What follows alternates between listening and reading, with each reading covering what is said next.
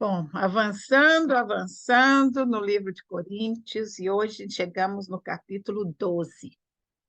E até agora, Paulo estava tratando de assuntos carnais, como a gente costuma dizer, né? Assuntos que eram relacionados com o pecado e com as coisas que faziam a separação entre a igreja de Corinto e as maneiras de agir deles do padrão que Deus tinha preparado, que tinha planejado para eles, né? Então, Paulo, até aqui, até o capítulo 11, ele estava adereçando essas coisas, essas falhas que algumas delas pequenas, outras grandes, mas que realmente podiam minar o corpo de Cristo e destruir completamente, né? E a gente vai ver que uma coisa central em todas as cartas de Paulo, desde quando ele começou a escrever Romanos, Coríntios, Colossenses, todas as cartas, o tema mais importante para ele é a unidade em Cristo, né? Ele zela pela unidade da igreja. Por quê? O que ele fala hoje é que a igreja é o corpo de Cristo. Nós somos a união de cada um, ninguém é mais importante do que o outro, nenhum talento de ninguém é mais superior ao outro, e isso é uma coisa que vai ficar claro hoje no estudo dos dons espirituais. Então, um teólogo do século XVII definiu os dons espirituais como dotações graciosas, levando a resultados miraculosos. Todos eles vieram pelas influências extraordinárias do Espírito Santo. Então, essa é uma coisa que tem que estar claríssima diante da gente. Os dons espirituais são presentes do Espírito Santo, né? Eles refletem o Espírito Santo na vida da pessoa. Ah, mas então, se a gente não tem um desses, a gente não tem o Espírito Santo. Não. A gente vai ver aqui que Paulo diz que Deus dá para quem ele quer, conforme o momento, a necessidade, conforme a maturidade da pessoa. Então, Paulo está deixando claro aqui que se uma pessoa tem o dom de curar, ele não é melhor do que um que tem o dom de servir. Cada dom é importante, igual, né? E ele já falou isso antes e volta a falar, né? O dedo, a unha, o olho, os cílios. Gente que perde os cílios quando faz quimioterapia fica super. Tem problema na vista, né? Porque é importante. Cada coisa, cada peça, não é só a cabeça, né? Ou não é só o coração, porque bate da vida. Eles todos os órgãos, todas as partes, as cartilagens do nosso corpo são importantes. Igualmente no corpo de Cristo. Se um pedacinho falha, eu estava conversando com a nora da minha amiga que está no hospital e o marido dela é médico.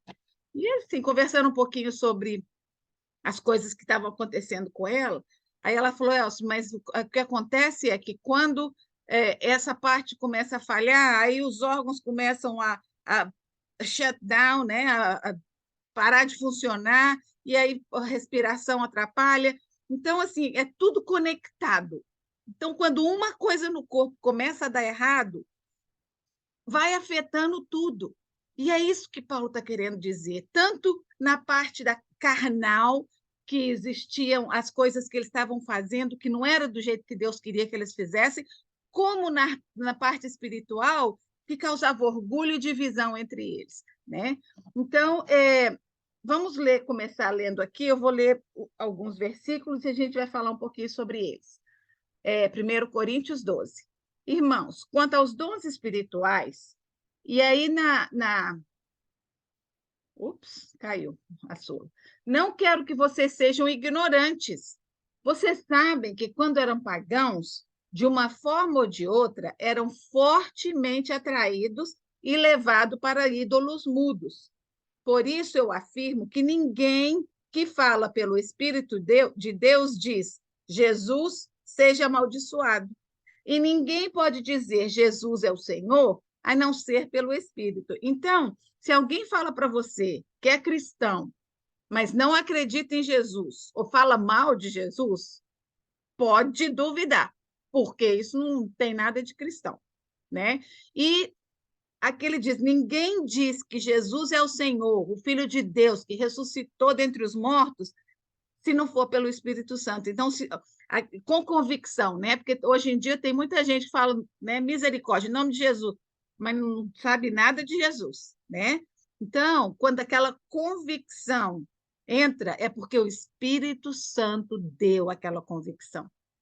A mensagem que eu vou mandar para vocês amanhã da Isabela é bem sobre isso, sabe? Sobre assim, eu conheço Jesus, ou eu sou uma ouvinte, ou sou uma amiga de Jesus, né? Então, se você é um amigo de Jesus, você recebeu, foi o Espírito Santo que se revelou e te deu entendimento para entender e aceitar essa verdade, né?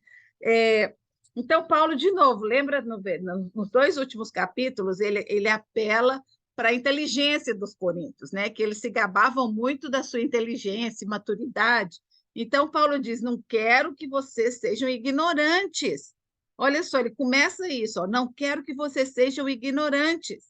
Vocês sabem que quando eram pagãos, então ele fala, não vão. E aqui não é. Antes eu achava pejorativo chamar alguém de ignorante, né? Que eu lembro de quando você xingava alguém, você xingava de ignorante, mas hoje em dia eu entendo que ser ignorante não é uma desqualificação, é falta de informação, né? Você ignora certas informações e é nesse termo que Paulo está aqui falando dessa gente. Eu não quero que vocês ignorem, que vocês deixem de conhecer a profundidade dessa verdade. Não ignorem os dons espirituais, né? Então, Paulo, em muitas das suas cartas, ele cita 3 coisas que ele não quer que os cristãos ignorem. Primeiro, o plano de Deus para Israel. Então, é super, por isso que é triste quando a gente vê pessoas que nunca não sabem nada do Velho Testamento. Gente, o Velho Testamento está intimamente ligado com o Novo. A história de Israel é a minha história, porque hoje nós somos parte dessa família que Deus criou lá antigamente para refletir a santidade dele, né? Então, Paulo não quer que a gente deixe de lembrar, de conhecer o plano de Deus para Israel. Não ignore os dons espirituais. Então, está aqui. Que não ignorem a segunda vinda de Jesus e a eternidade. Paulo fala muito. A gente vai chegar mais para frente em outros livros. Paulo fala muito sobre a segunda vinda de Jesus. E a maneira que ele fala é como se já estivesse chegando, né? Ele vai chegar amanhã, né? E hoje a gente ainda está esperando. E a gente tem que esperar com essa mesma urgência e ansiedade que Paulo esperava, né? Como cristãos, essa é o ponto culminante da nossa vida, né? É encontrar com Jesus outra vez. Como foi para Israel a vinda do Messias e poucos reconheceram, igualmente vai ser a segunda vinda de Jesus, que não é só para Israel, mas para todos os gentios também, né? Mas apenas poucos vão participar dessa boda, desse encontro, infelizmente, né? Porque muita gente está ignorando, está deixando ficar para trás, né? Não é tão importante para eles. Então, a gente não podemos ignorar esses pontos, essa base importante, né? Paulo também está dizendo aqui, nossos ensinamentos e experiências passadas, às vezes, contribuem para a gente não prestar tanta atenção nessas coisas, ou não buscar a profundidade, né, dessas verdades na Bíblia. E a gente não precisa buscar em nenhum outro lugar. A Bíblia é muito clara e ela traz todas essas verdades para a gente. O ministério do Espírito Santo não é promover a si mesmo ou a qualquer homem, mas glorificar e representar Jesus Cristo. Gente, Jesus falou que ele ia mandar o Espírito Santo, e o Espírito Santo ia testificar dele. Olha aqui, lá em João 15, quando o Espírito Santo vier, ele testemunhará a meu respeito. Em João 16, ele me glorificará, porque receberá do que é meu e o tornará conhecido a vocês. Então, o Espírito Santo dentro da gente, ele abre os nossos olhos para a gente entender melhor a vida de Jesus, que é o cristianismo, o que ele quer de nós, é o Espírito Santo, mas tudo, o centro de tudo isso é Jesus, né? Então, vamos continuar lendo. Há diferentes tipos de dons, mas o Espírito é o mesmo. Muito importante a gente lembrar e registrar isso na nossa cabeça. Há diferentes tipos de ministério, mas o Senhor é o mesmo. Há diferentes formas de atuação, mas é o mesmo Deus que efetua tudo em todos. Vocês perceberam como aqui nesses 3 versículos ele fala do Espírito Santo, de Jesus e de Deus? Só nesses 3 versículos, os 3 nomes estão aí registrados. E eles são um. Aqui eles trabalham em conjunto, sempre. Pai, Filho e Espírito Santo. E ele vai listar aqui daqui a pouco 9 dons espirituais. E isso nesse capítulo. Mais para frente ele vai enfatizar outros. Mas aqui hoje a gente vai falar de 9 dons específicos, né? O Espírito Santo de Deus é o que revela, é o que nos dá, ele é o que traz esses dons, ele que enche, derrama os dons do Espírito sobre nós. Os dons são diversos, mas o Espírito é o mesmo. Os ministérios são diversos. As atividades são diversas. Aqui fala assim, a atuação é diversa. Então, os dons são diversos, mas o Espírito é mesmo. Os ministérios são diferentes. Então, assim, existem vários ministérios, várias maneiras desse dom se expressar e se atuar, né? Mas é Deus quem efetua tudo em nós. A cada um, porém, é dada a manifestação do Espírito visando ao bem comum. Então, gente, essa manifestação do Espírito Santo não é para mim. Às vezes a gente corre atrás de pessoas que têm esses dons, né? Para curar, ou para profetizar, ou para falar do meu futuro. A gente corre atrás do homem, mas a gente tem que correr atrás de Deus e do Espírito Santo. É ele quem revela. E hoje em dia a gente tem que ter muito cuidado. Aqui nessa época, Paulo já falava para eles terem cuidado, muito mais agora, né? Então, ministério, vou desmembrar aqui um pouquinho os dons, né? Mais ou menos como funciona no corpo de Cristo. Ministérios têm em mente diferentes ofícios talentosos. Então, os ministérios são aqueles grupos de necessidade dentro do corpo de Cristo. Né? Na igreja, os apóstolos, profetas, evangelistas, mestres, pastores. Em Efésios 4, Paulo deu um pouquinho mais de ênfase nessas pessoas. O ponto de Paulo é claro, embora existam diferentes ofícios, o mesmo Senhor concede esses ofícios. O mesmo Senhor orienta a maneira de realizar esses ofícios. Diferentes formas de atuação significa que Deus exibe e derrama o seu poder milagroso de maneira diferente. Não tem ritual, gente. Não tem ritual. Deus escolhe a maneira, Deus escolhe a pessoa. Às vezes, alguém que você pensa assim, mas nossa, não podia nunca imaginar. Né? Uma pessoa sem cultura, sem alfabetização, Deus usa aquela pessoa. Né? Então, é ele que escolhe. Por quê? Ele escolhe segundo o coração, não segundo a aparência. Lembra da história de Davi? Ele era o mais novinho lá, mais feinho, cuidava das ovelhas, deram para ele o trabalho pior que tinha na casa, que era o cuidar de ovelha. Foi ele que Deus escolheu. Por quê? Porque Deus olhou o coração de Davi. Ele foi perfeito? De jeito nenhum. Como ninguém é. Mas na sua imperfeição, na sua desobediência ou nas suas violações das leis de Deus, ele se derramava em arrependimento quando ele reconhecia sua falta. E é isso que Deus quer da gente. Ele quer um coração quebrantado, um coração que, quando o Espírito Santo te revela que você fez alguma coisa que não devia, você se derrama diante de Deus. E ele vai estar sempre de braços abertos, né, para nos receber de volta. O único Deus tem uma gloriosa diversidade diversidade na maneira como ele faz as coisas. Nunca devemos esperar que tudo seja de acordo com a nossa maneira. Às vezes eu mesmo já me peguei fazendo isso, vou numa igreja diferente da minha, aí falo, ai, não, que serviço, que culto chato, né?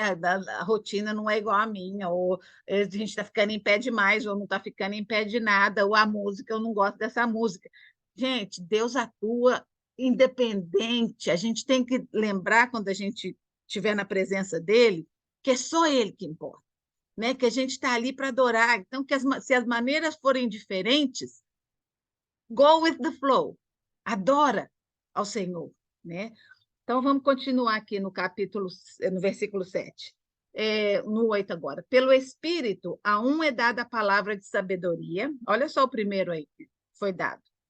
Não foi curar, não foi profetizar. O primeiro é o quê? Sabedoria. O outro, pelo mesmo Espírito, a palavra de conhecimento. A outro, a fé, pelo mesmo Espírito. A outro, dons de curar, pelo único Espírito. A outro, poder de operar milagres. A outro, profecia. A outro, discernimento de espíritos. A outro, variedade de línguas. E ainda a outro, interpretação de línguas. Todas essas coisas, porém, são realizadas pelo mesmo e único Espírito, e ele as distribui individualmente como quer. O mesmo Espírito divide todos esses dons aqui para quem ele quer, do jeito que ele quer, na hora que ele quer. O propósito da manifestação do Espírito é beneficiar a igreja em conjunto, não é para uma pessoa ficar mais importante do que a outra, não é para ninguém se sobressair. O propósito é a união, é o crescimento do corpo de Cristo, né? É a saúde do corpo de Cristo, saúde espiritual, saúde física, mas do corpo unido, de todo mundo junto, não apenas de pessoas individuais. Preste atenção na primeira coisa que Paulo menciona. O que foi? Sabedoria. É muito importante ter sabedoria para lidar com a palavra de Deus, para lidar com o Espírito Santo, porque quem tem sabedoria tem discernimento, discernimento de ouvir a voz de Deus, discernimento de saber o momento, o lugar apropriado, né, para usar os dons espirituais que Deus está te dando, né? Não é para todo mundo ou toda hora. A palavra de conhecimento é outra. A palavra de conhecimento é adquirida como? Através do estudo da palavra de Deus, através da leitura da Bíblia, buscando o conhecimento de Deus.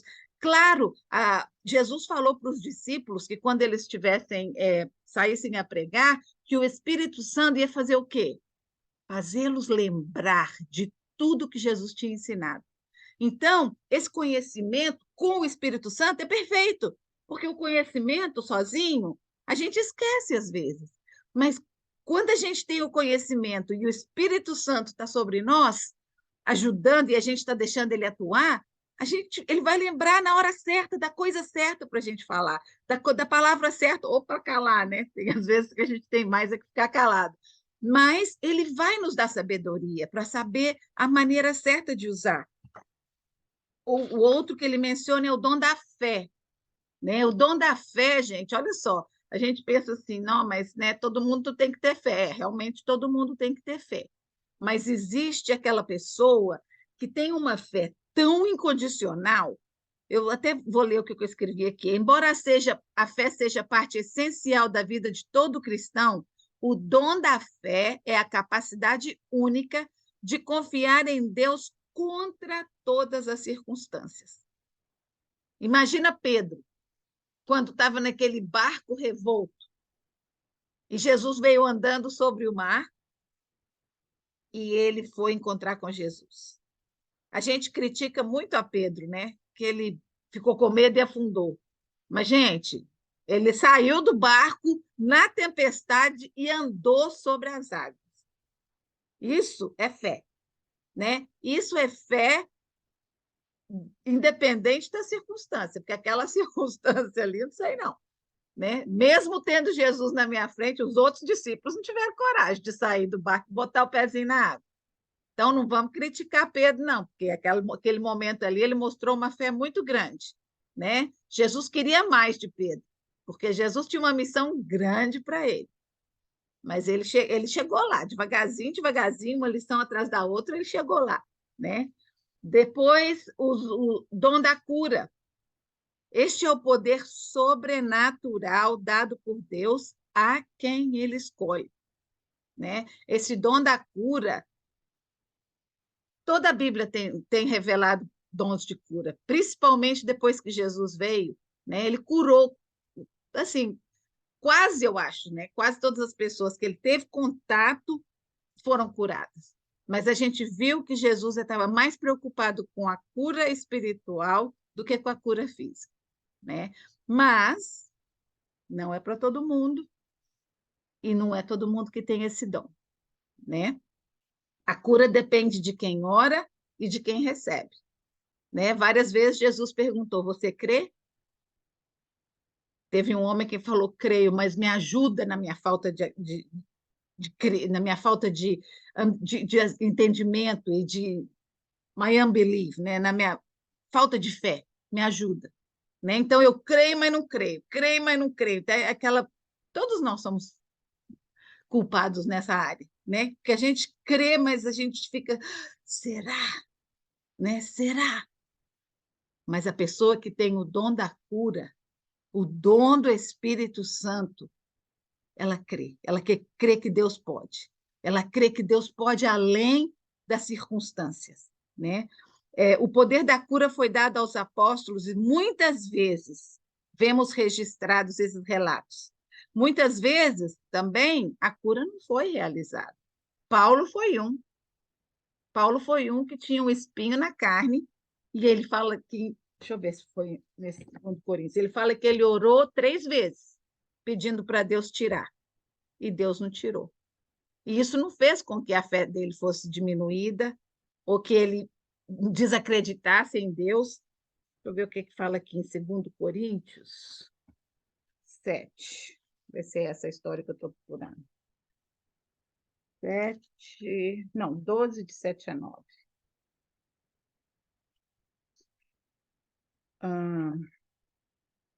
Não, aqui foi quando Paulo. Isso mesmo, é aqui, ó. Ele fala assim: para impedir que eu me exaltasse, então, assim, né? Porque Paulo era uma pessoa, primeiro, admirada, segundo, tinha o poder do Espírito Santo que se revelava através dele, não só no ensino, mas também com curas. Então, ele falava, o que ele chegou à conclusão foi: para que eu não me exaltasse por causa da grandeza dessas revelações que Deus dava a ele, foi-me dado um espinho na carne, um mensageiro de Satanás para me atormentar. 3 vezes roguei ao Senhor que me tirasse, mas ele disse: a minha graça te basta, e o meu poder se aperfeiçoa na fraqueza. Então, quando Paulo se sentia fraco, se sentia impotente, ele tinha que buscar quem? Buscar Deus, buscar aquele de quem ele podia confiar totalmente, né? E ele sabia que aquele espinho na carne, existem várias especulações com respeito a isso, né? Ou é uma enfermidade, uma doença que incomodava ele muito, uma úlcera, ninguém sabe exatamente o que era, mas era alguma enfermidade, alguma coisa que incomodava ele, que fazia com que ele lembrasse. Eu fico pensando assim, hoje, agora está começando a quaresma, né? Muita gente jejua, faz seus jejuns de alguma coisa, e cada vez que dá vontade de comer aquela coisa, né, ou de fazer, ou não sei como isso funciona, a pessoa se lembra por que está fazendo isso, né? E eu acho que é mais ou menos o que Paulo fez com esse espinho na carne dele, né? Cada vez que aquela dor ou aquele incômodo vinha, fazia com que ele soubesse o quê? Que a graça de Deus era suficiente para ele, né? Que o poder de Deus ia ser aperfeiçoado na fraqueza de Paulo. Aí tem outro que é bem ligadinho, né? Que é o poder de operar milagres. Então, muitas vezes, milagres são relacionados com cura, né? Da maioria das vezes. Mas Jesus operou milagres que não tinha nada a ver com cura. quando ele acalmou a tempestade, quando ele transformou a água em vinho, quando ele fez a multiplicação dos pães. Então, esses milagres sobrenaturais, né, alcançou a uma quantidade enorme de pessoas. O milagre descreve quando o Espírito Santo escolhe substituir as leis da natureza, trabalhando em ou através de uma pessoa disponível. Então, os milagres, eles vão contra a lei da natureza, vão contra totalmente a razão, né? A cura, ela pode ser realizada com a oração ou através de médicos, de medicamentos, né?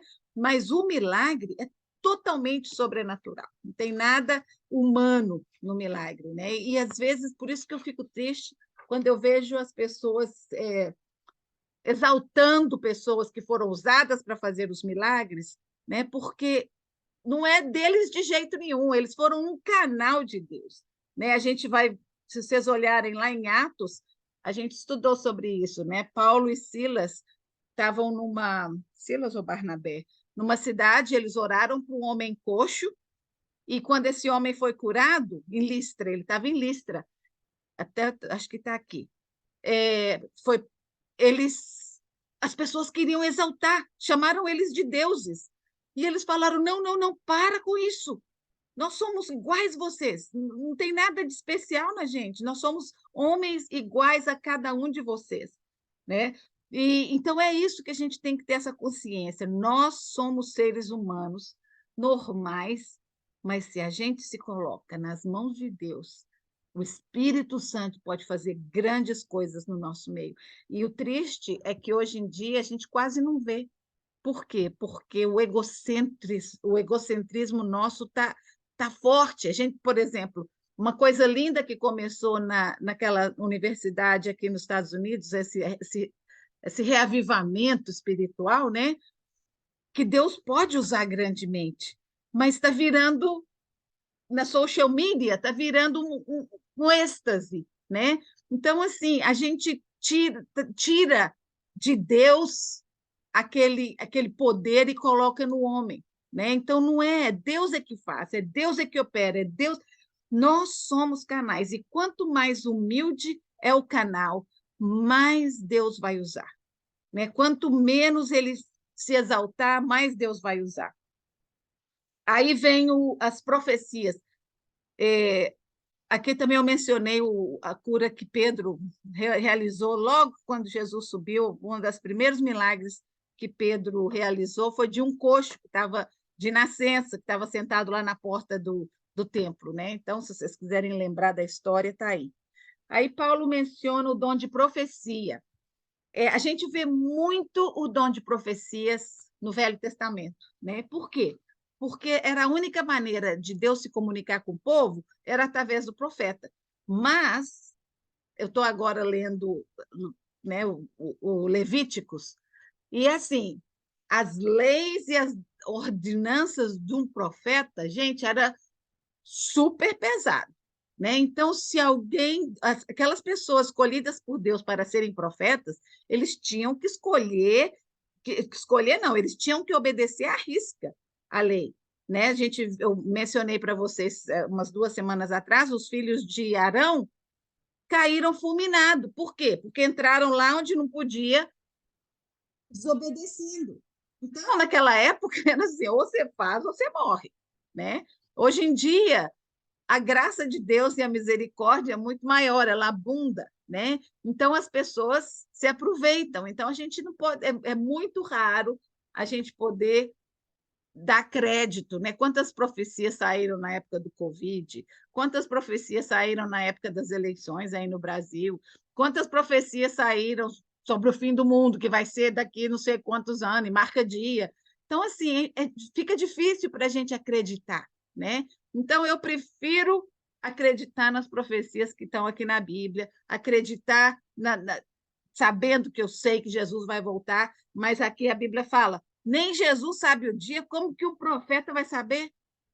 Que coisa, né? Para que isso? Então, assim, esse profeta que está falando o dia, ele nem a Bíblia conhece, porque nem Jesus sabe, né? Então, a gente tem que ter cuidado, mas é um dom.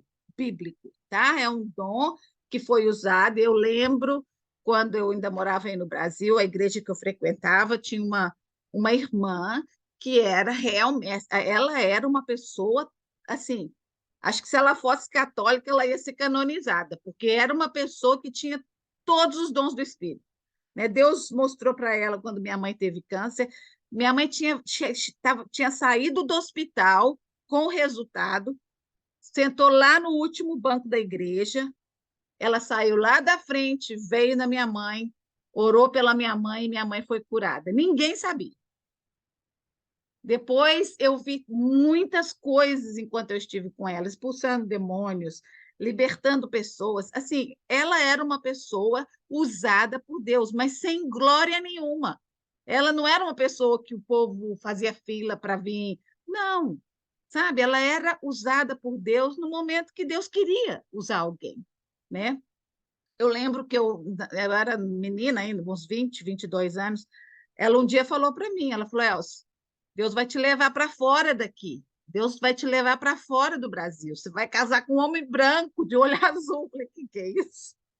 Então, assim, mas, sabe, eu não saí dali e fiquei procurando um homem branco de olho azul.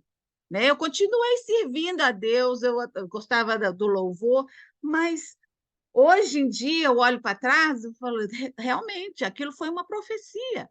E Deus honrou, né? Deus cumpriu a profecia. Então, assim, existem, tá? Mas é muito perigoso, é um dom perigoso que a gente tem que ter cuidado de quem que a gente escuta ele, né? Aí, no versículo 11, todas essas coisas, porém, são realizadas pelo mesmo e único Espírito. O Espírito Santo distribui individualmente esses dons. Não é,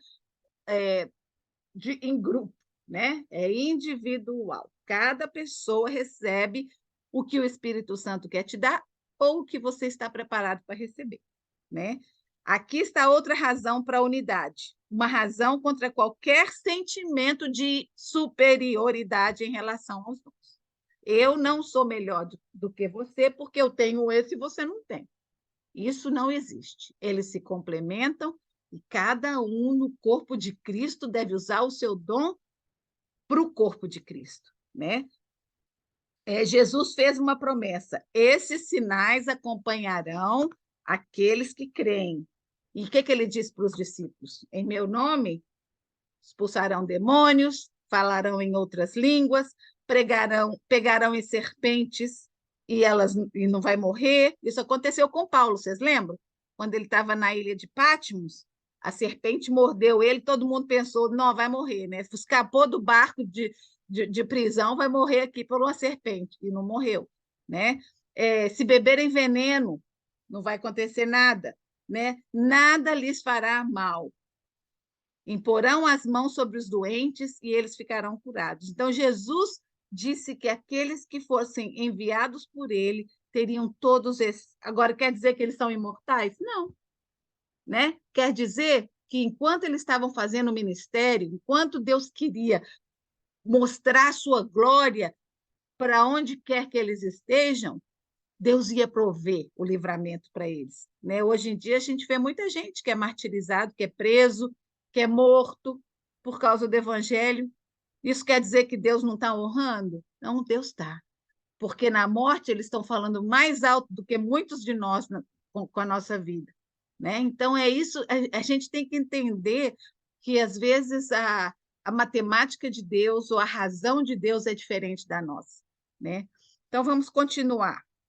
Versículo 12. Ora, assim como o corpo é uma unidade, embora tenha muitos membros, e todos os membros, mesmo sendo muitos, formam um só corpo, assim também com respeito a Cristo. Então, ele está falando do corpo físico, né?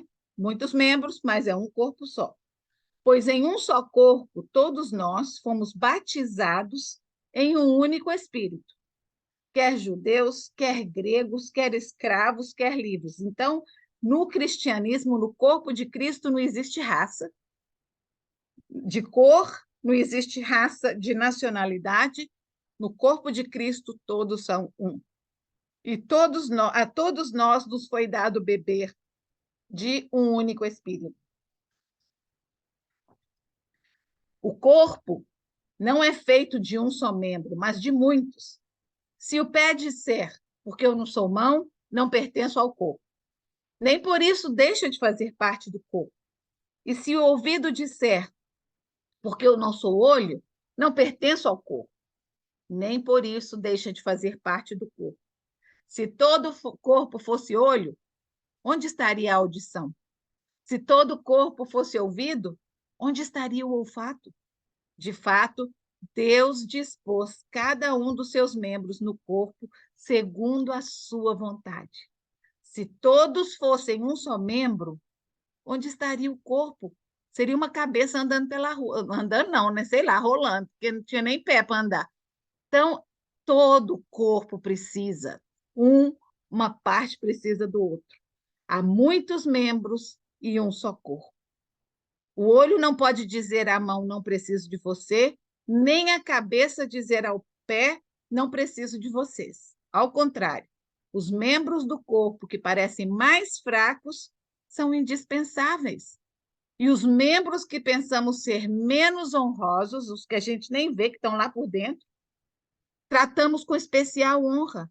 E os membros que nos são indecorosos são tratados com decoro especial, enquanto os que em nós são decorosos não precisam ter tratados de maneira especial. Então, o cabelo, né, os olhos, a orelha, essas coisas não precisam de atenção especial. Agora, as partes íntimas a gente guarda, a gente, né, cuida de maneira especial, mas Deus estruturou o corpo dando maior honra aos membros dela que tinham, aos membros que dela tinham falta, a fim de que não haja divisão no corpo. Então, os que tinham menos honra, os que pareciam menos importantes, Deus deu mais honra para eles. Quando um membro sofre, todos os membros sofrem com ele. Quando um membro é honrado, todos se alegram com ele. Gente, é isso que está faltando no corpo de Cristo hoje em dia, né? É sofrer com aquele que sofre, é alegrar. Às vezes é mais fácil sofrer com o que sofre do que alegrar com o que se alegra, né? Eu vejo, às vezes, as pessoas têm uma dificuldade de ver o sucesso das outras, né? A gente tem que aprender a se alegrar com os que estão alegres, com os que estão bem-sucedidos, que têm um trabalho maravilhoso. Se eu não tenho e eu queria, eu posso orar e eu posso me esforçar para ganhar uma coisa melhor, né? Que todos os membros tenham igual cuidado uns pelos outros. Aqui ele diz isso. Cuidem uns dos outros, né? Não vamos desfazer, não vamos maltratar porque ele não é igual a você ou porque ele não tem aquele mesmo maneira de ser. A minha maneira, o meu dom, que eu vou dizer, né? O dom de receber, eu adoro receber, eu adoro organizar festa. Então, assim, é isso que eu uso esse dom na igreja, né? Na minha classe, eu organizo os eventos, eu organizo almoços, eu ajunto as pessoas. Então, esse é o meu dom, é unir, é juntar, é fazer as pessoas se sentirem bem-vindas, é fazer ficar amigo do outro, de repente até vai para lá e esquece de mim, tudo bem, mas é isso, sabe? Cada um tem o seu ministério e descubra o seu, né? Então, quando eu vejo a minha classe na igreja crescendo, quando eu vejo que o povo está feliz de vir no domingo de manhã, quando eu vejo grupos que se reúnem fora dos meus planejamentos, eu fico feliz. Por quê? Porque esse é o meu propósito. O meu propósito é que a classe se una, pelo bem comum de todo mundo, né? Os cristãos de Coríntios deveriam ter cuidado uns pelos outros, porque todos fazem parte do mesmo corpo, né? Somos um corpo e devemos alegrar e sofrer uns com os outros. Às vezes, há uma parte do nosso corpo que só vive para servir a si mesmo, não contribui em nada para o resto do corpo, e tudo o que obtém é usado para se alimentar e crescer. A gente chama isso de câncer. Quando a gente tem um câncer no nosso corpo, ele suga de todas as partes. Aí o que a gente faz com ele? A gente arranca ele fora, né? Corta do corpo. E a mesma coisa no corpo de Cristo. Às vezes, existem pessoas que têm que ser afastadas, têm que ser tiradas, para não contaminar o corpo todo e fazer com que o corpo morra, porque um câncer que ninguém presta atenção nele leva o corpo à morte. Né? E um câncer no corpo de Cristo também, uma pessoa que tem um espírito negativo, que está sempre disseminando divisão, que está colocando dúvidas nas pessoas, mina o corpo de Cristo e pode levar à morte. Né? O versículo 25 e 26 diz assim: a fim de que não haja divisão no corpo, mas sim que todos os membros tenham igual cuidado uns pelos outros. Quando um membro sofre, todos sofrem. O cuidado uns pelos outros, mencionado aqui nesse versículo anterior, é bem explicado. Significa ter amor, simpatia, compaixão, embora sejamos diferentes, embora sejamos usados para fazer coisas diferentes, embora tenhamos culturas diferentes, embora tenhamos gostos diferentes, mas temos que ter um só espírito. Aí, continuando a leitura. Ora, vocês são o corpo de Cristo e cada um de vocês, individualmente, é membro deste corpo. Assim, na igreja, Deus estabeleceu primeiramente apóstolos, segundo lugar, profetas, mestres, pessoas para realizarem milagres, os que têm dom de cura, os que têm dom de prestar ajuda, os que têm dons de administração e os que falam em diversas línguas. Aí ele fala: são todos apóstolos? Não. São todos profetas? Não. São todos mestres? Tem todos o dom de realizar milagres? Não. Tem que ser distribuído. Eu lembro lá quando Moisés era o líder do povo de Israel saindo do Egito, Moisés era o líder único, e o sogro dele chegou para ele e falou assim: ei, está muito pesado para você isso aí, só. Divide a carga.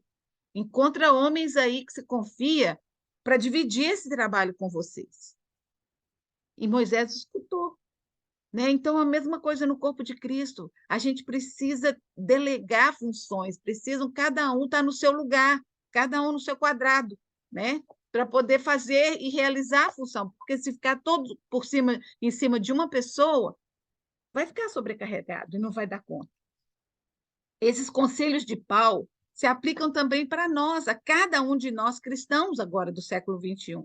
Somos o corpo de Cristo, assim como o corpo humano é um todo unificado em muitas partes diferentes, assim também é o corpo de Cristo. E aí ele vem, apóstolos. O que são os apóstolos? Apóstolos são embaixadores, né? Apóstolos naquela época começou com aqueles que andaram com Jesus, com os discípulos. E depois que Jesus subiu, foi que eles foram chamados de apóstolos, né? Então, o que eles fizeram? Eles tinham Jesus como a base, eles escutaram do próprio Jesus. Eles viveram o que seria o evangelho e eles implantaram isso na igreja primitiva. E eles zelaram para que isso ficasse da maneira que Jesus queria que fosse. E aí veio outros apóstolos, Paulo, Silas, Bernabé, outros que que andaram com Paulo, Marcos. A gente tem vários nomes na Bíblia, apóstolos, e eles eram zelosos para que o corpo de Cristo fosse um. Né? Em Efésios, Paulo dá um pouquinho mais de explicação sobre a função dos apóstolos, né? Mas o propósito deles, vou ler essa última frase aqui: a família cristã, o corpo de Cristo, foi edificado sobre o fundamento deixado pelos apóstolos. Fundamentos estes que têm Jesus Cristo como centro, como a pedra angular, aquela base fundamental que segura tudo junto. Né? Efésios 2, 19, Paulo fala sobre isso. Aí ele determinou profetas, a gente já falou um pouquinho sobre isso. Né? Quem eram os profetas? No Antigo Testamento era a maneira de Deus comunicar com o povo. Né? Eles eram responsáveis pelo sacrifício do povo, para chegar e oferecer a Deus o sacrifício para a remissão do pecado do povo. Aí vem os que realizam milagres, né? Se deixar ser usado pelo Espírito Santo para realizar milagres. Isso ainda existe? Existe. Existe. Deus é o mesmo. Ele é o mesmo ontem, hoje e vai ser para sempre. Ele fez milagres ontem, ele continua fazendo e ele vai fazer, né? Aí ele fala dos que prestam ajuda. São aqueles que ajudam ou auxiliam outros na obra do Senhor, né? Às vezes a gente nem percebe que essas pessoas estão lá, porque o trabalho é tão insignificativo, mas Deus está vendo, né? Deus está vendo o coração dessas pessoas. Spurgeon, que foi também um teólogo dos 1700, ele descreve essas pessoas como sendo pessoas que não tinham qualquer posição oficial. Eles eram apenas movidos pelo impulso natural e pela vida divina dentro deles, para fazer qualquer coisa que pudesse para ajudar. Aí aqui eu vou colocar algumas qualidades dessas pessoas, olha só. Um coração terno para realmente se importar. Um olhar rápido para ver a necessidade. Um pé rápido para chegar aos necessitados. Um rosto amoroso para animá-los e abençoá-los. Uma mão forte para segurar os necessitados. E umas costas curvadas para alcançar o homem. Muitas vezes, essas pessoas nunca vão receber um elogio, nunca vão receber reconhecimento, mas Deus está vendo. Deus vai dar o reconhecimento. É uma coisa do coração, elas não precisam, porque elas sabem que elas estão fazendo para o Senhor. Aí ele fala dos dons de administrar e de falar em línguas, né? Então, administrar não precisa de explicação, mas um dom que é muito polêmico é o dom de falar em línguas, né? Então, a gente viu que a primeira vez que esse dom foi manifestado foi quando o Espírito Santo desceu sobre os apóstolos em Pentecostes, lá em Atos 2. Mas naquele evento em particular, não foi nenhuma língua de anjos ou extraordinária celeste, né? A Bíblia diz que eles começaram a falar em línguas, mas o que aconteceu logo depois? As pessoas que estavam em volta, que eram de diferentes dialetos e de diferentes idiomas, começaram a entender o que eles estavam falando. Então, qual foi o milagre ali? O milagre foi que apóstolos, pescadores, que nunca tinham estudado um outro idioma, começaram a falar o idioma, a língua das pessoas que estavam ali para que eles entendessem a mensagem do Evangelho. Ah, mas e a língua dos homens? Existe. Existe a língua espiritual, né? E isso também é uma coisa que é preciso ter cuidado. Eu lembro que eu fui uma vez numa reunião que eles estavam ensinando a falar em língua espiritual. Ninguém ensina a falar em língua espiritual. Isso é dom de Deus. Então, gente, é aí que a gente tem que ter tanto discernimento, sabe? Quando você entra num grupo e começa a ver coisas que não tem nada a ver com a palavra de Deus, sabe? A gente tem que ficar com o pé atrás, né? Deus usa pessoas, mas Paulo mesmo fala, e deixa eu ver se eu botei aqui. Paulo fala que o propósito de falar em línguas de anjos, né, é para edificar a igreja inteira. Então, se você vai ficar falando uma língua ali no meio de todo mundo e ninguém vai entender, o que adianta? Nada. Já vi isso acontecer, né? Já vi também em reuniões onde alguém recebia uma mensagem ou estava orando e adorando a Deus em línguas e traduzia ou dava o significado daquilo. Então, aquilo edificava todo mundo. Não era só a pessoa que estava sendo edificada. Então, aí vem aquilo que Paulo colocou lá como primeiro, a sabedoria, o discernimento. Né? Não é para ficar se exibindo aí na frente de todo mundo, porque Deus te deu um dom que você vai ficar falando toda hora para todo mundo.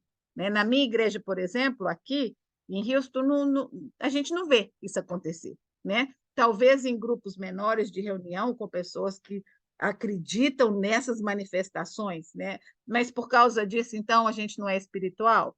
Não. A gente está buscando a palavra de Deus. Nós vamos ter muito tempo para usar esses dons sobrenaturais lá no céu quando a gente chegar lá. Se Deus quiser falar hoje com o ser humano do meu lado, ele vai falar a língua que aquela pessoa entende.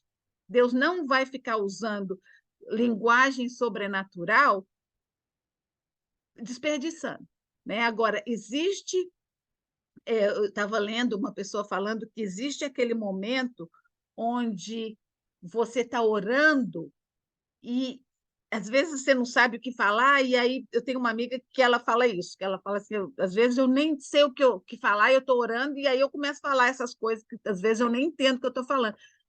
Tá bom, você está aí com Deus, no seu cantinho, no seu quarto, sabe? Deixa Deus atuar, deixa Deus fazer o que ele quiser, né? Recebe o dom. Mas quando você sai em público, né? Deixa o Espírito Santo te dar sabedoria para usar. Olha só o que ele fala aqui. Por isso, quem fala em uma língua, ore para que a possa interpretar. Pois, se oro em uma língua, o meu espírito ora, mas a minha mente fica infrutífera. Então, o que farei? Orarei no meu espírito, mas também orarei com entendimento? Cantarei no espírito, mas também cantarei com o entendimento. Gente, essas foram as duas primeiras coisas que Paulo colocou: sabedoria e entendimento. Acima de todos os dons, de todos os milagres, de toda a língua que você puder falar, sabedoria e entendimento têm que estar juntos, segue de mão dada. Em 1 Coríntios 14, ele diz: dou graças a Deus por falar em línguas, mais do que todos vocês. Todavia, na igreja, prefiro falar 5 palavras compreensíveis para instruir aos outros do que falar 10.000 palavras em uma língua estranha. Né? Então, essa era a orientação de Paulo. Paulo deixa claro que os dons estão à disposição e devem ser buscados com zelo. Então, olha o que ele fala no final. Entretanto, busquem com dedicação os melhores dons. Aí ele vai vir falar agora, no próximo capítulo, é um dos meus favoritos, 1 Coríntios 13. Devemos buscar com zelo, mas o indivíduo não pode receber este ou aquele dom se não é dado pelo Espírito Santo. Nem todos os dons são para todo mundo. Né? Eu não posso até querer ter todos juntos, mas para quê? É por isso que nós temos um corpo unido, né? Cada um na sua função, cada um fazendo a sua parte. Muitas vezes as pessoas creem que se não têm esses dons evidenciados na sua vida, eles não têm o Espírito Santo. Isso não é verdade. Os dons são manifestações de Deus. E ele distribui à sua maneira, para quem está preparado e para quem ele quer. O importante na lição de hoje é reconhecer que o mesmo Espírito que moveu e atuou através dos apóstolos nos tempos primitivos continua movendo no nosso meio. Ele não está dormindo, ele não está esquecido, ele não está lá na época não ficou lá na época dos apóstolos, ele está presente hoje, vai estar presente amanhã. Em Hebreus 13, a gente não sabe exatamente quem escreveu o livro de Hebreus, mas diz assim: lembrem-se dos seus primeiros líderes espirituais, que anunciaram a mensagem de Deus a vocês. Pensem como eles viveram e morreram e imitem a fé deles. Lembra que a gente, na semana passada, 2 semanas atrás, Paulo disse: sejam meus imitadores. Né? Então, aqui Paulo está dizendo, Paulo não, o escritor, tem gente que acha que foi Paulo, sejam imitadores das pessoas que você conhece, que seguem o Evangelho, que seguem essa doutrina deixada pelos apóstolos. Né? Jesus Cristo é o mesmo ontem, hoje e sempre. Não se deixem levar por ensinamentos diferentes e estranhos que tiram vocês do caminho certo. É bom sermos espiritualmente fortes por meio da graça de Deus e não por meio da obediência a regras sobre alimentos. Isso era uma coisa muito que dividia muito a eles, pois os que obedecem essas regras não têm sido ajudados por ela. Então, aqui Paulo estava falando com relação a alimentos, né? Mas ele quer que a gente seja espiritualmente forte. Como que a gente vai ser espiritualmente forte? Se a gente tiver a nossa raiz alicerçada no Evangelho, na palavra de Deus, em Jesus Cristo. Essa é a nossa força, essa é a nossa base, essa é a pedra angular da nossa fé. Tem que ser Jesus Cristo, o Senhor. Que Deus abençoe vocês.